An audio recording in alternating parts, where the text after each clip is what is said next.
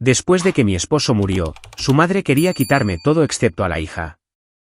Mi abogada me suplicó que luchara. Bienvenidos a mi nueva historia.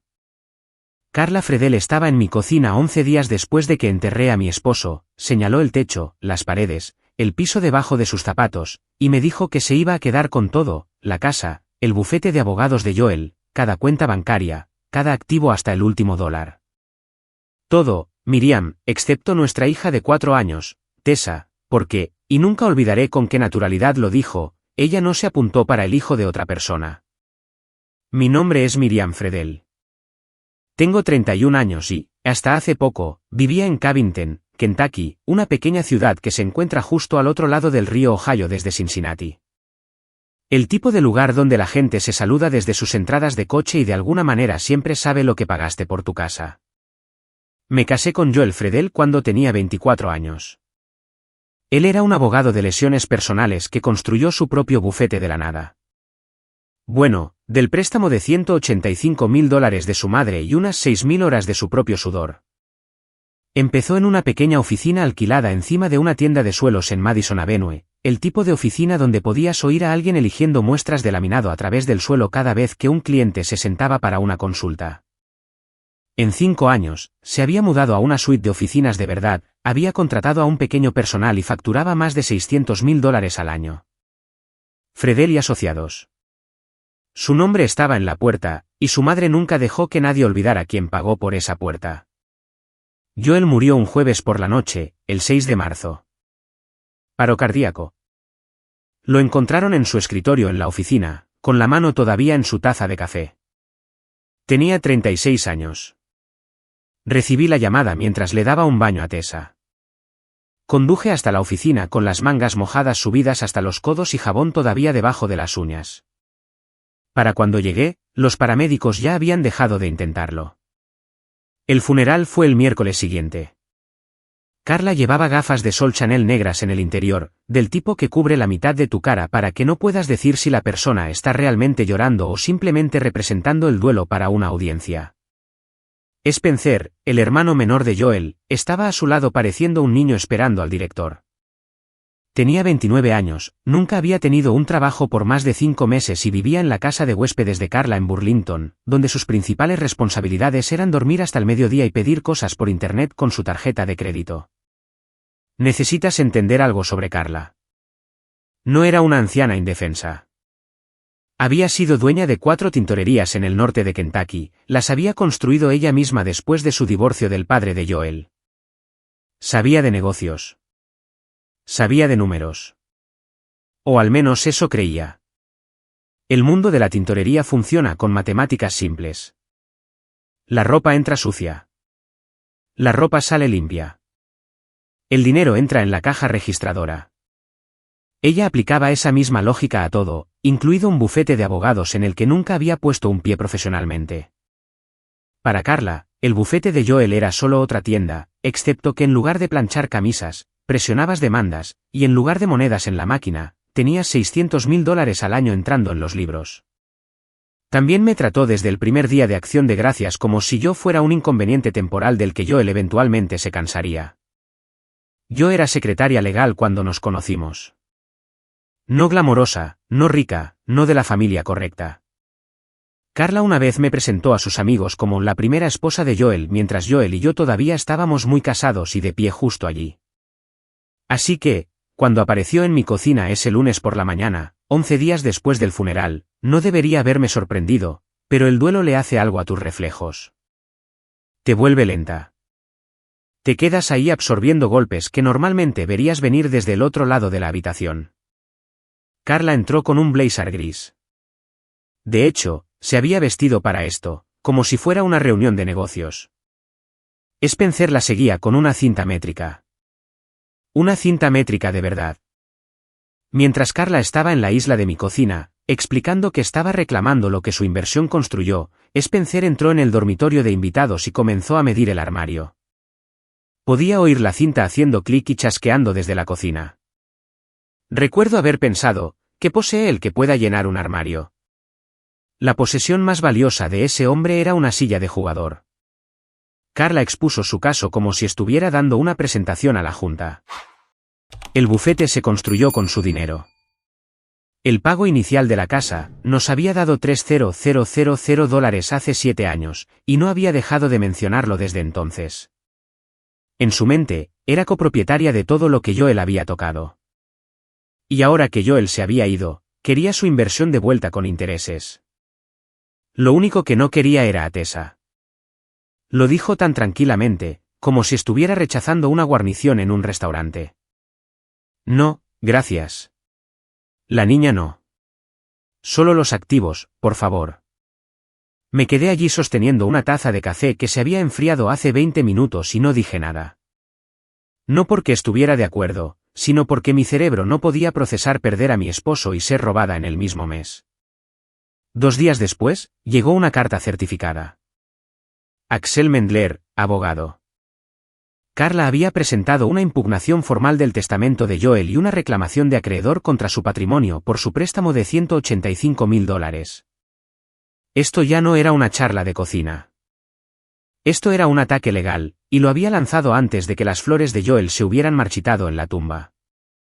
Antes de continuar, por favor suscríbete y dime en los comentarios desde dónde estás viendo y qué hora es allí.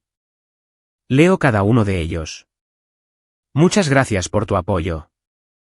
Ahora, ¿dónde estábamos? Cierto. Carla había pasado de las amenazas en la cocina a los archivos judiciales en 48 horas, y yo todavía dormía en una cama que olía a la colonia de mi difunto esposo, tratando de averiguar cómo explicarle a una niña de 4 años por qué papá no volvería a casa. Axel Mendler no era un aficionado. Presentó la impugnación del testamento con fundamentos suficientemente sólidos, argumentando que el préstamo de $185,000 de Carla constituía una inversión en el bufete, lo que le daba un derecho sobre su valor. También presentó una reclamación de acreedor por separado para el préstamo en sí. 2 frentes legales a la vez. Carla estaba gastando $350 por hora en este hombre, y quería resultados rápidos. Pero Carla no se contentó con esperar al sistema legal. Decidió empezar a gestionar su nuevo imperio de inmediato.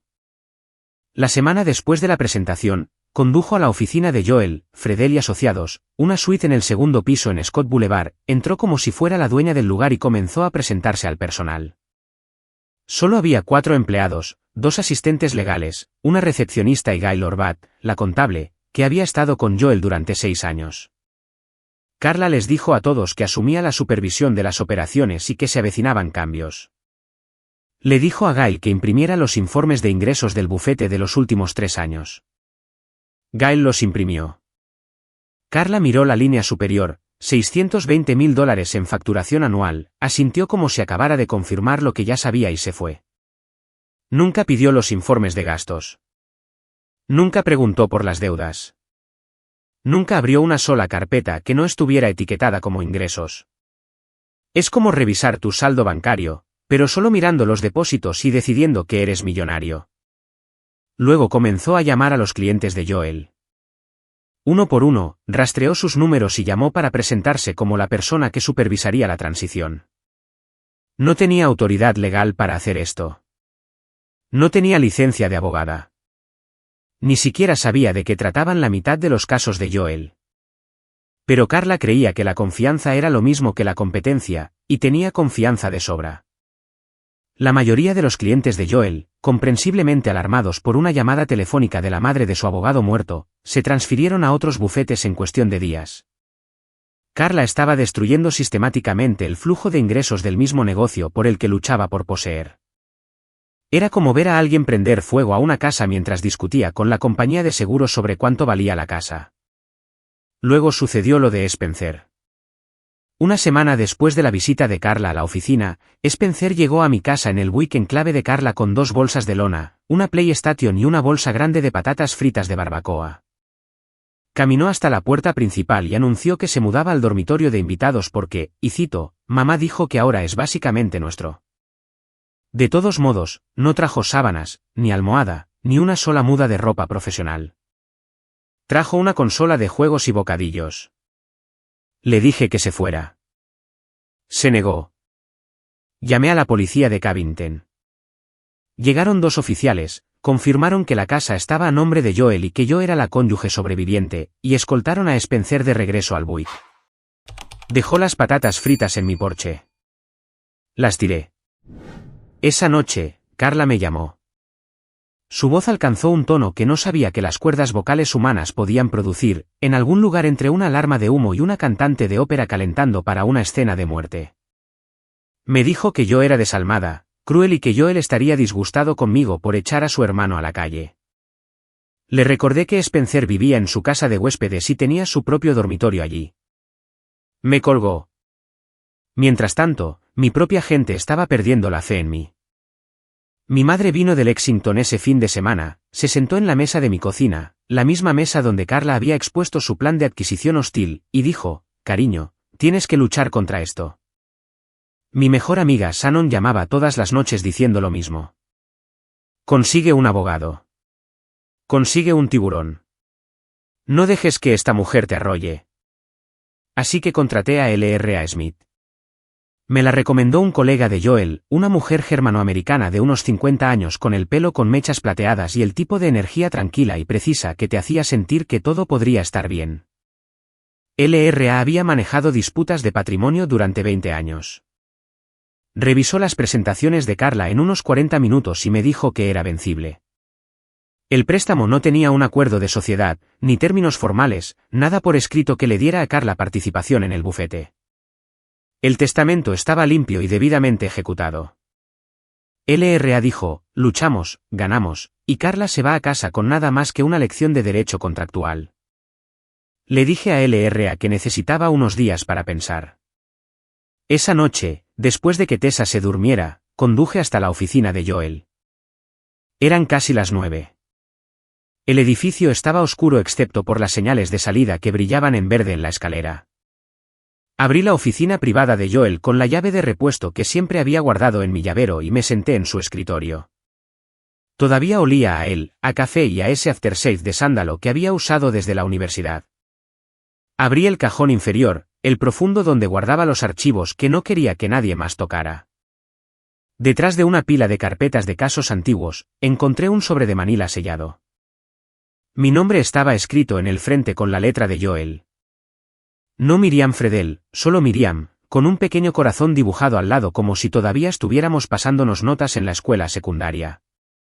Lo abrí. Leí lo que había dentro. Y me senté en esa oficina oscura durante casi una hora sin moverme, sin respirar con dificultad, sin llorar. Por primera vez desde el 6 de marzo, mi mente estaba completamente clara. A la mañana siguiente, llamé a L.R.A. Mi voz era diferente. Podía oírlo yo misma, firme, tranquila, como si algo hubiera encajado en su lugar detrás de mis ojos.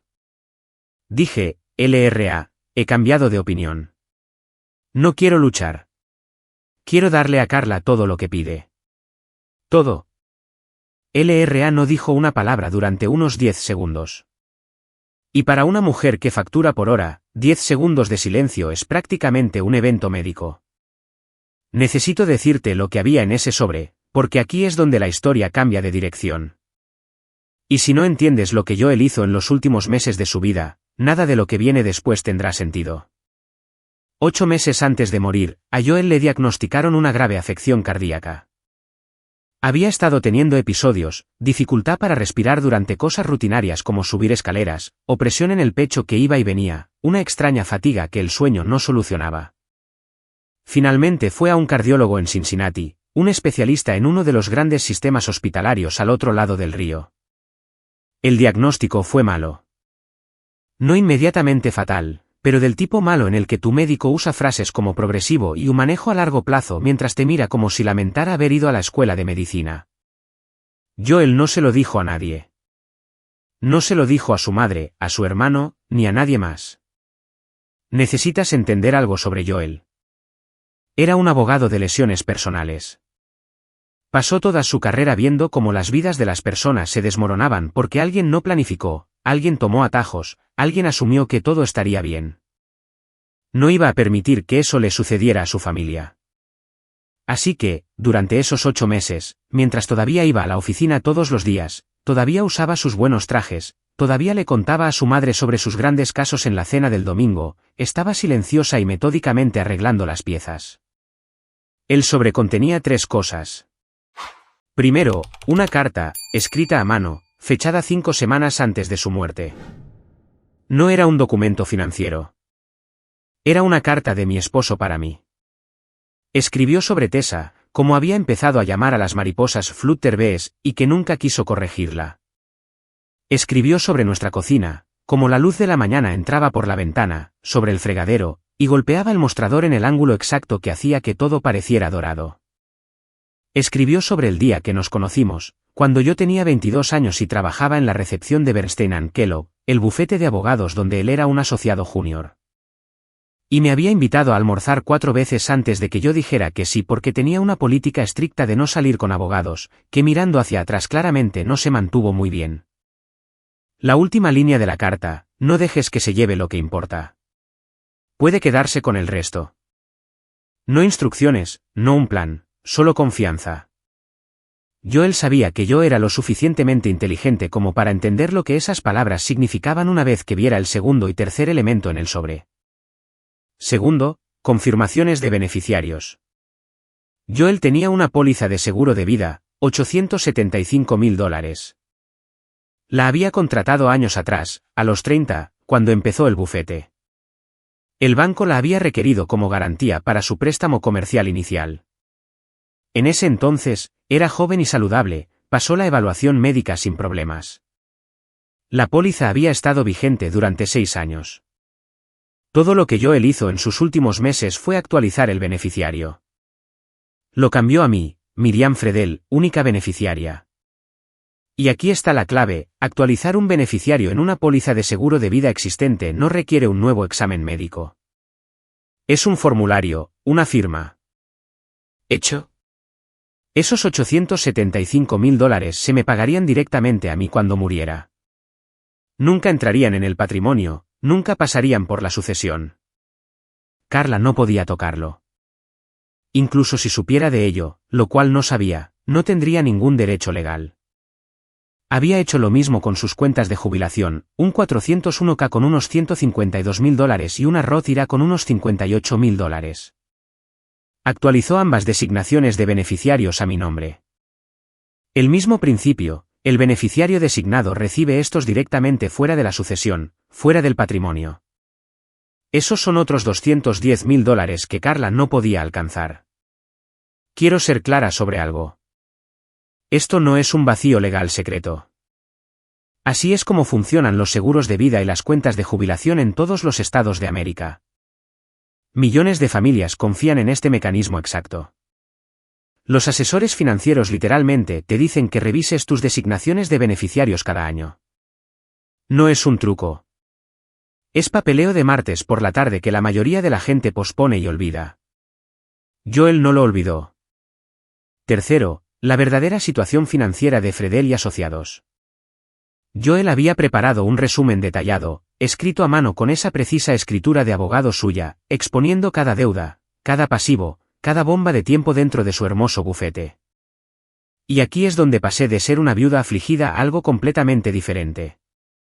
El bufete facturaba $620.000 al año. Esa parte era cierta. Ese es el número que Joel mencionaba en las cenas familiares, el número que Carla memorizó como las escrituras. Pero esto es lo que $620.000 en ingresos realmente parecían una vez que quitabas el velo, $115.000 en deudas acumuladas de proveedores y gastos generales. Un acuerdo por negligencia profesional pendiente, $180.000 ya acordados por Joel antes de morir, solo esperando el pago. $47.000 en impuestos sobre la nómina impagos. El IRS no se olvida de los impuestos sobre la nómina, por cierto. Consideran esos impuestos de fondos fiduciarios, lo que significa que la parte responsable es personalmente responsable. Y luego el contrato de arrendamiento de la oficina, 34 meses restantes a $4.200 al mes. Esos son $142.800 en alquiler por un espacio del que no puedes alejarte. La casa, con un valor de unos $385.000, pero Joel había sacado una línea de crédito sobre el valor líquido de la vivienda de $220.000 hace 18 meses para mantener a flote el bufete. Suma eso al saldo original de la hipoteca de $160.000, y la deuda total de la casa era de $380.000. Después de los costos de cierre, las comisiones del agente inmobiliario y los impuestos de transferencia, vender esa casa no generaría absolutamente nada, tal vez menos que nada. ¿Y el preciado préstamo de $185.000 de Carla? Ella era una acreedora quirografaria. ¿Sabes lo que eso significa? Significa que es la última en la fila. Detrás del IRS, detrás del demandante por negligencia profesional, detrás de cada proveedor, cada propietario, cada acreedor con un contrato firmado. Para cuando todos ellos cobraran, si es que cobraban, no quedaría nada. El préstamo de Carla se perdió el día que Joel murió. Ella simplemente no lo sabía todavía. Me senté en ese apartamento haciendo los cálculos en el reverso de un recibo de la compra. De mi lado, $1.085.000. Dinero limpio, con ventajas fiscales, no sucesorio, ya mío. Del lado de Carla, aproximadamente $520.000 negativos, una vez que sumabas todos los pasivos y restabas todos los activos reales. Al día siguiente, me llamó Gail Orbat, la contable de Joel, la mujer que había llevado sus libros durante 6 años. Carla la había despedido la semana anterior. Sin indemnización, sin previo aviso. Simplemente entró en la oficina y le dijo a Gail que sus servicios ya no eran necesarios. Después de 6 años de mantener los libros de ese bufete organizados hasta el último centavo, Gail estaba dolida y enfadada. Y Gail confirmó cada uno de los números del resumen de Joel.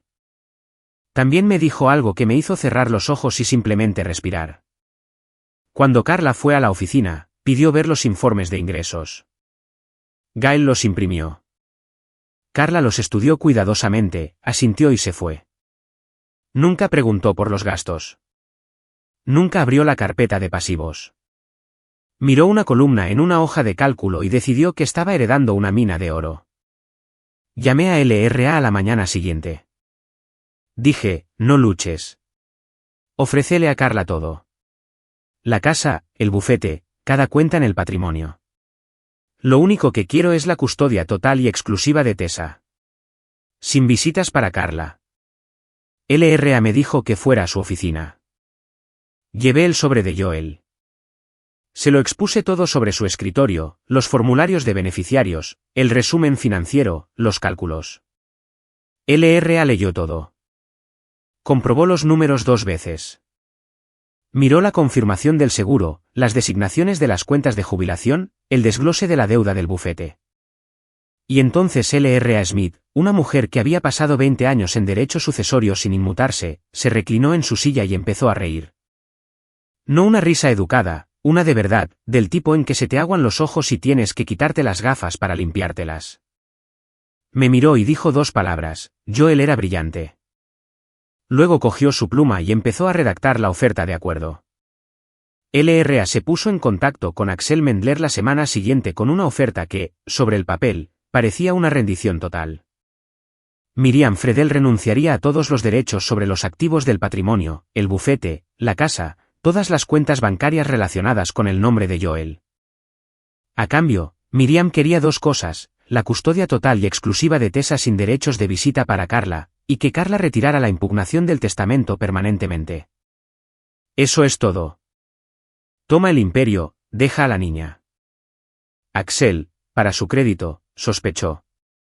Cuando alguien te da todo lo que pediste sin luchar, cualquier abogado decente empieza a buscar la trampa. Llamó a LRA y le dijo que quería más tiempo. Específicamente, quería una auditoría forense completa de las finanzas del bufete. Le dijo a Carla, dame 2 semanas para revisar los libros correctamente. 2 semanas. Eso fue todo lo que pidió. Carla dijo que no y la cosa es que su razonamiento no era estúpido. En realidad, era lógico desde su perspectiva. Había observado a Miriam durante 7 años. Había visto a una mujer tranquila y educada que nunca discutía, nunca se oponía, nunca levantaba la voz en una sola cena festiva, sin importar cuántas veces Carla la llamara la primera esposa de Joel o le preguntara cuándo iba a hacer algo con su carrera. En la mente de Carla, Miriam finalmente estaba haciendo lo que Miriam siempre hacía, ceder.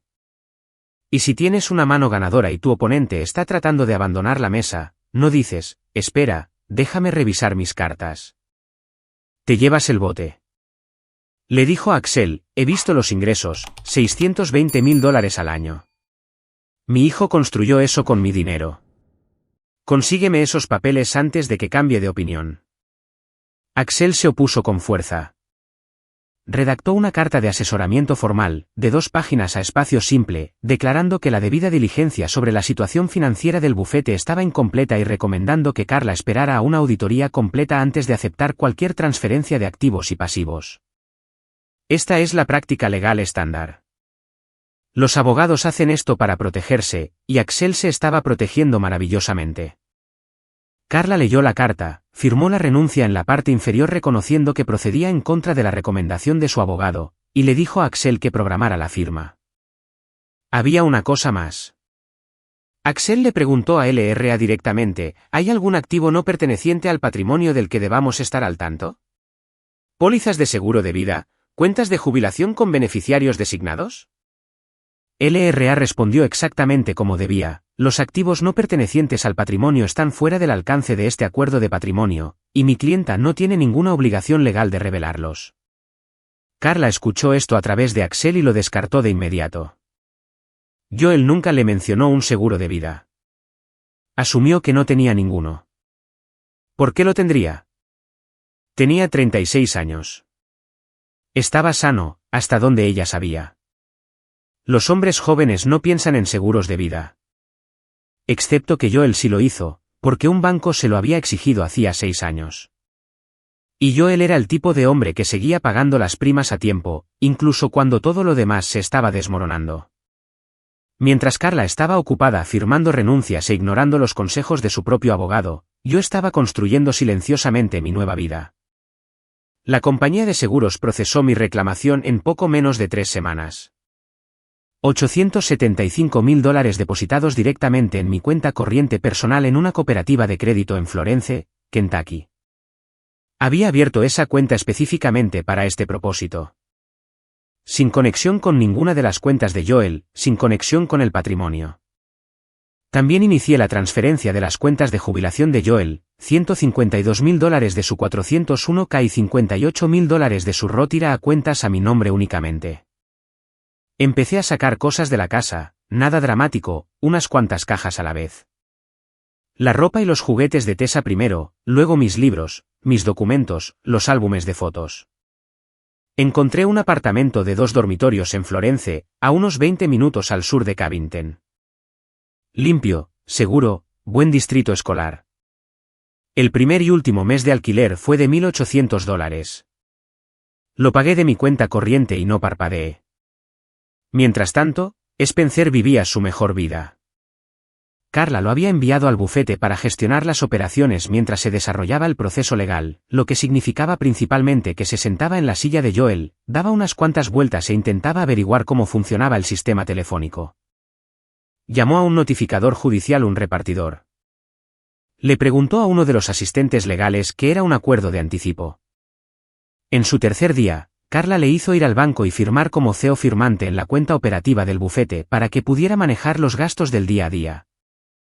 Spencer firmó todos los documentos que el banco le puso delante sin leer una sola palabra.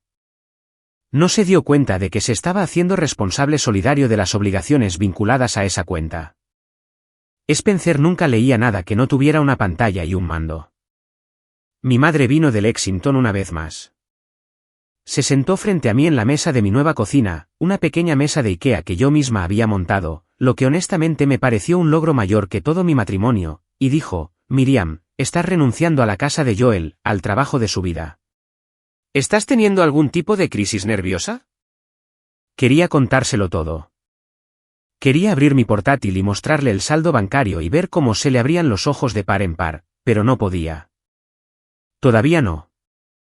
No hasta que los papeles estuvieran firmados y no hubiera ninguna posibilidad de que algo se filtrara a Carla a través de la cadena telefónica de pueblo pequeño que conecta a todas las madres de Kentucky con todas las demás madres en un radio de unos 45 minutos. Así que, simplemente dije, mamá, confía en mí. Todo va a estar bien. No me creyó.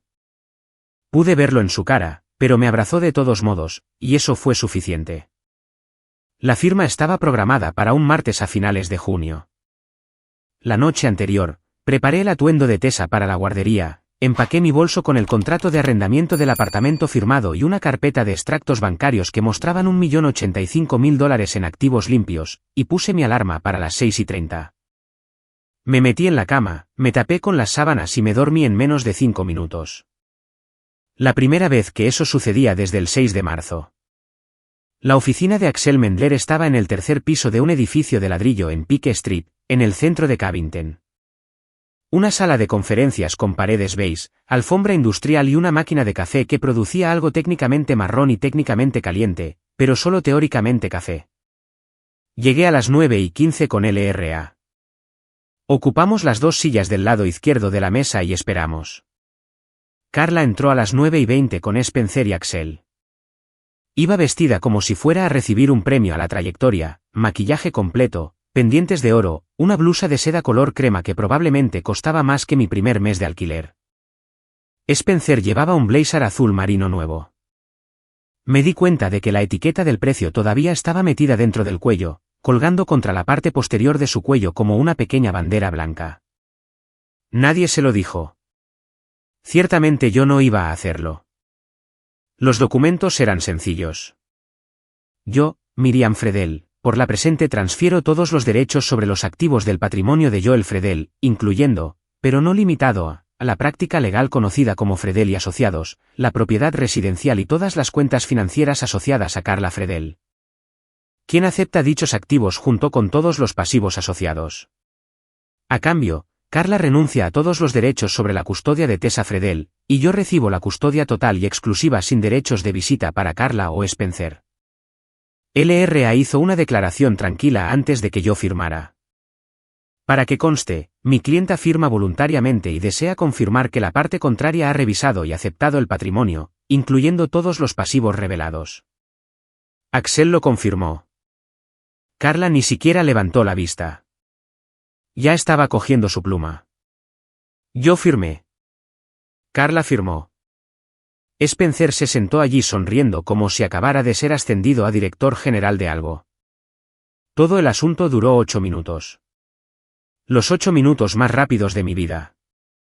Y una vez corrí media milla en la clase de gimnasia de la escuela secundaria para evitar sacar una B en educación física. Cuando me levanté para irme, Carla no pudo resistirse. Me miró a través de la mesa y dijo que esperaba que finalmente aprendiera a valerme por mí misma sin un Fredel en quien apoyarme. Spencer asintió, probablemente sin entender exactamente lo que ella había dicho, pero de acuerdo por principio porque eso es lo que hace Spencer. Cogí mi bolso, salí, recogí a Tessa de la guardería a las 3:15 y conduje hasta nuestro apartamento.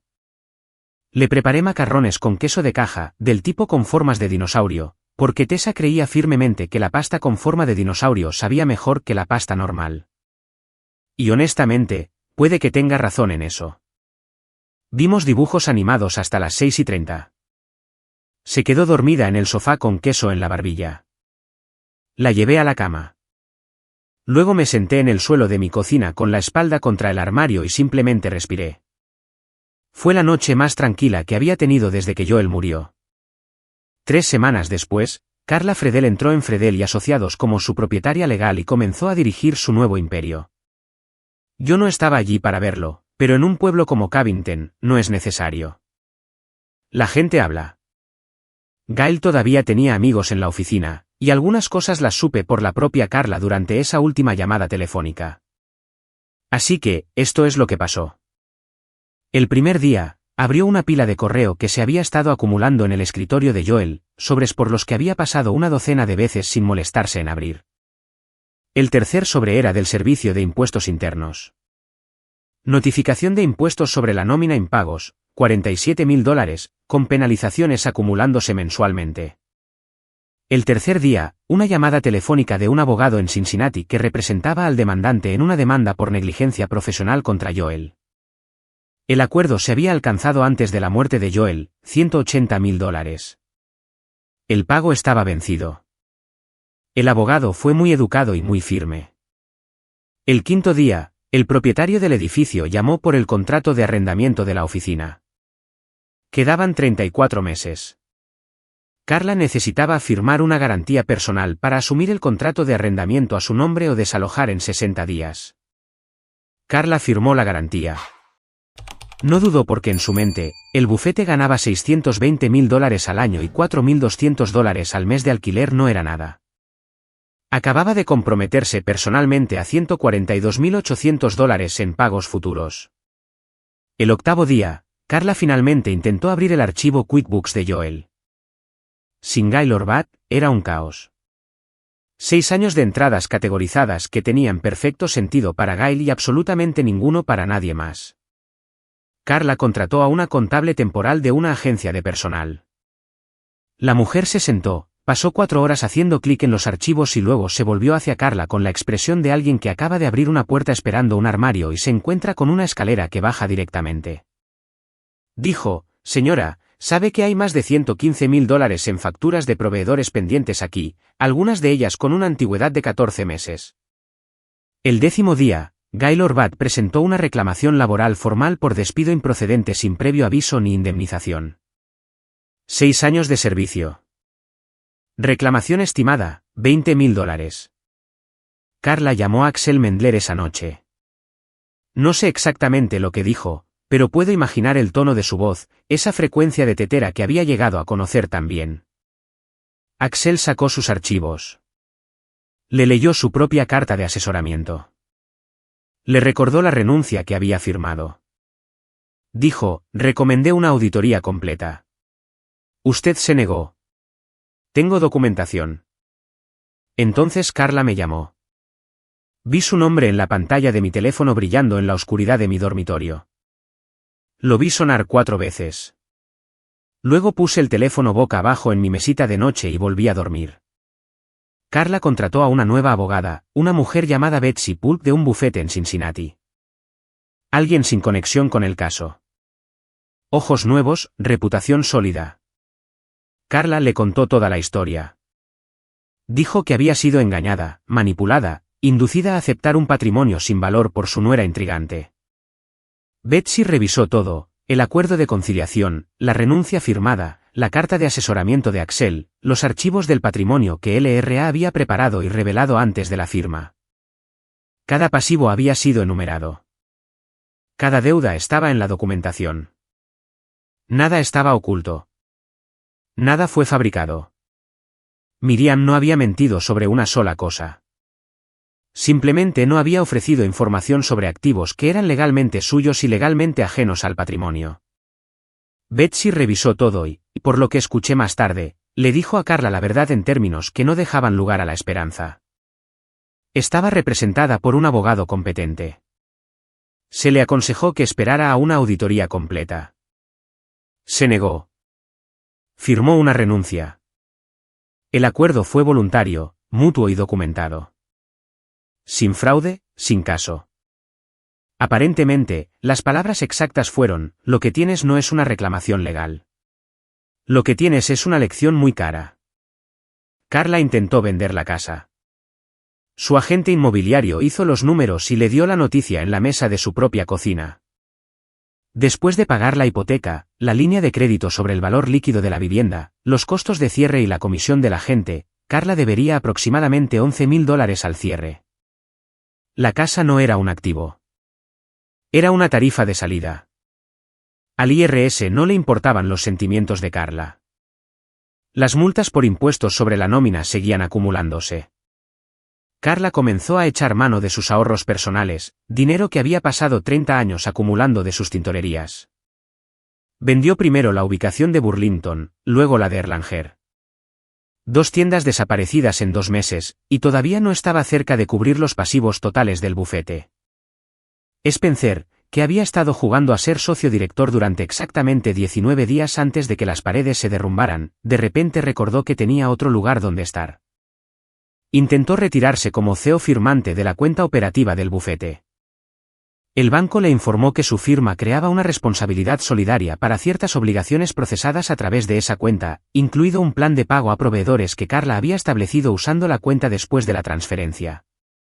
Spencer contrató a su propio abogado. Un hombre de 29 años cuya madre le había estado pagando la factura del teléfono móvil durante los últimos 6 años contrató a un abogado para demandar a esa misma madre, alegando que ella lo había coaccionado para que firmara documentos bancarios que no entendía. Su caso no llegó a ninguna parte.